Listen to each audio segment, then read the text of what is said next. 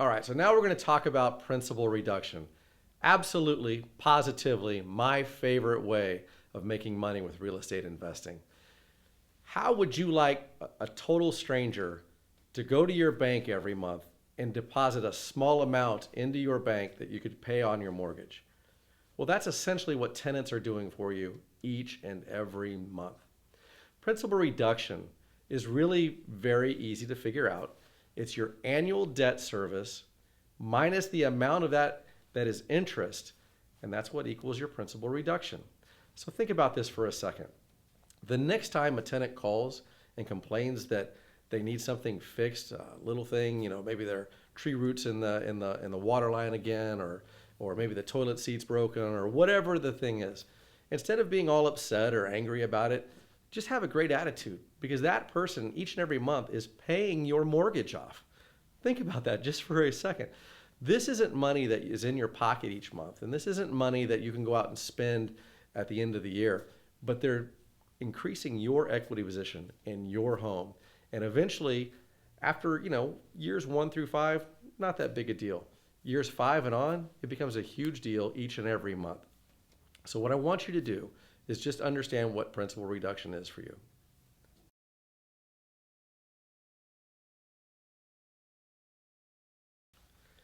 All right, so let's get on to the third benefit of real estate investing, and that would be the tax benefits that come along with the income that you create. All we're going to do to figure out the tax benefits, and therefore a huge part of your returns, is to figure out how depreciation and how interest can affect your returns. So we're going to take your net operating income. Remember that number we talked about? We're going to take that net operating income, and from that we're going to subtract two very important numbers. The first is the interest that you paid on your loan over the course of the previous year. The second thing we're going to subtract from that is your depreciation. Now, depreciation is different. Each year there's a schedule that the federal government uses, usually 29 and a half years, and depending on what month you started it will affect your depreciation. We can talk about that in another video, but once you take your net operating income and you subtract your depreciation and you subtract your interest paid over the last year, that's going to be the number that you're going to be taxed on as far as your income on that real estate property. So let's just say that number is $4,000 that's left over. So you have $4,000 and you're in the 28% tax bracket. You just simply take your $4,000 times 0.28 and you move that $1,120 over to the right side of that sheet that flashes up here on the screen every once in a while.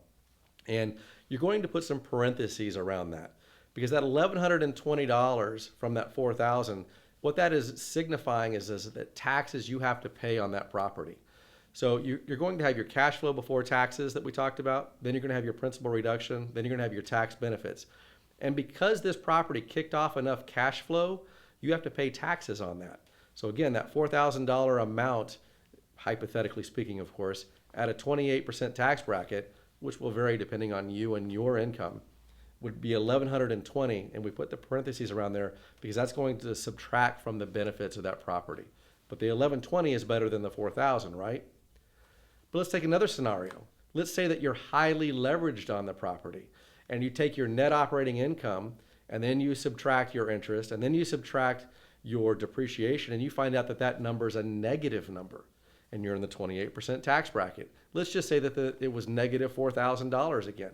So you would take that negative $4,000 times the 28% tax bracket that you're in, and you would still move that $1,120 number over there to the right side.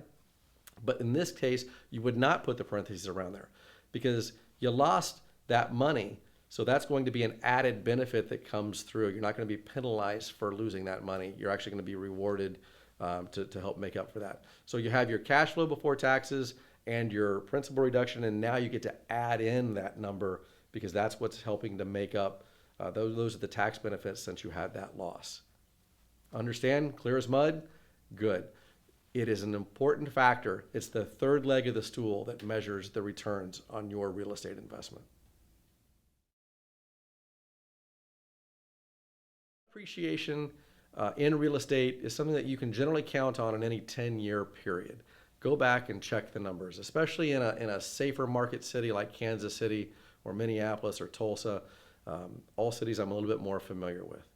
Appreciation is really just taking the value of your home this year and subtracting from it the value of your home last year, and if that's a positive number, that was your appreciation throughout the year.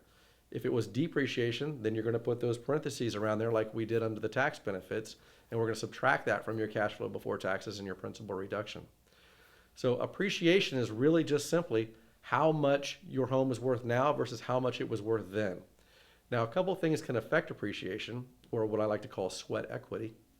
And that is appreciation. It could just be that inflation has moved along, the housing values have moved along at a reasonable rate, and that's increased the value of your home. It could also be that you've made improvements to your home. Let's say you bought a $100,000 house for $80,000 and you put $15,000 into that house. So you're all in that house for $95,000, but you know you could sell that house for $100,000 today. Well, you just had $5,000 of appreciation. So the four benefits of real estate investing are cash flow before taxes, principal reduction, the tax benefits that go along with all of this, and of course appreciation is always the icing on the cake that we're looking for. Throughout this video, every once in a while we've put up a measurement sheet that I stole from TomLundstedt.com, where we can measure these things, we can pencil them out, we can see the numbers coming to fruition right in front of our eyes. I love to use this when I'm measuring my own returns on my property and when I'm measuring the returns for my clients. It helps us to know whether we should buy that property or not buy that property. It helps us to know whether we should sell that property or to keep that property. There's all sorts of things that sheet will tell you if you'll just fill it out correctly. So as we make our plan, we want to work our plan so that we can get to our retirement worth having. And this sheet, this way of measuring the returns of your investment properties will tell you how to do that. Remember, cap rate is great. Some of the other terms that I hear get thrown around out there, but this is four-legged stool. Again, the four legs, one last time: cash flow before taxes, principal reduction, tax benefits, and appreciation. You get all those figured out, and you'll know whether you should buy or keep that property or not. Chris Lengquist, see you later.